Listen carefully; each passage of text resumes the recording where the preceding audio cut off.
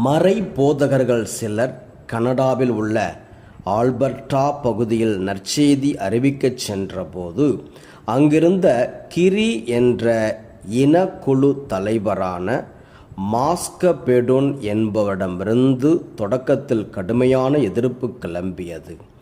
ஆனால் அவர் மறை போதகர்களின் தொடர் முயற்சியால் கிறிஸ்துவை ஏற்றுக்கொண்டார்.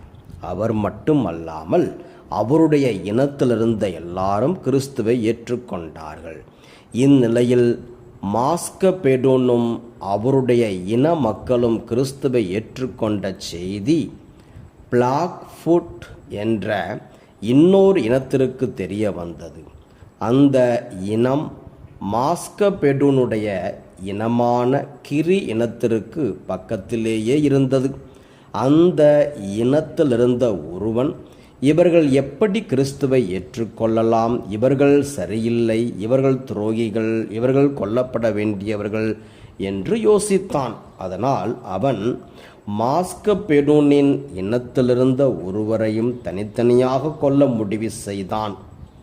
ஒரு நாள் அவன் தனியாக சென்று கொண்டிருந்த மாஸ்கபெடோனின் தந்தையை கொன்று போட்டுவிட்டு ஓடிவிட்டான். செய்தி மாஸ்கபெடோனின் செவிகளை எட்டியதும் அவர் ஒரு குதிரை மேல் ஏறி தன்னுடைய தந்தையை கொன்றவனை தேடி அவன் இருந்த பகுதிக்கு சென்றார். அங்கு சென்ற பிறகு, என்னுடைய தந்தையை கொன்றவன் இங்கே விழுந்திருக்கிறான், அவன் எனக்கு முன்பாக வரவும் என்று அறிவிப்பு விடுத்தார். அவர் விடுத்த அறிவிப்பினை தொடர்ந்து மாஸ்கபெடோனின் தந்தையை கொன்றவன் நமக்கு ஏதோ நடக்கப் போகிறது என்று அஞ்சியவாறு அவரிடம் வந்தான்.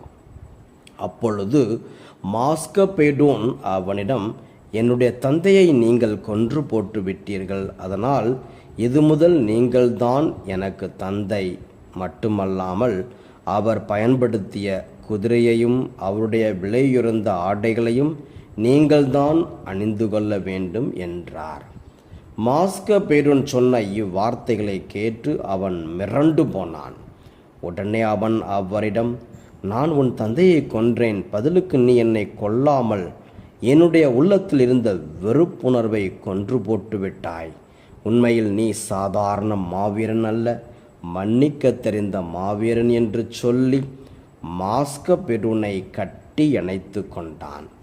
தன் தந்தையை கொன்றவனை பதிலுக்கு கொல்லாமல் அவனை மன்னித்து ஏற்றுக்கொண்ட மாஸ்கபெடோனின் மன்னிக்கும் குணம் உண்மையில் பாராட்டக்கூடிய